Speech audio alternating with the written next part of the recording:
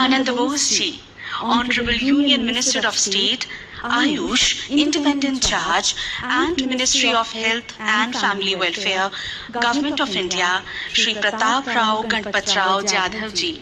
Honorable Union Minister of State, Port, Shipping and Waterways, Government of India, Dr. Shantanu Thakur ji.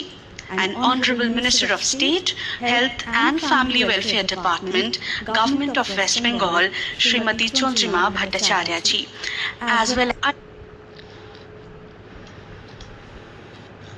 इस ऐतिहासिक अवसर पर हम परम सम्मानित अतिथिगण का हार्दिक स्वागत एवं अभिनंदन करते हैं। हम सबके लिए यह एक अत्यंत गौरव और सम्मान का क्षण है कि आज के इस ऐतिहासिक दीक्षांत समारोह में हमें भारत के महामहिम राष्ट्रपति जी का सानिध्य प्राप्त हो रहा है।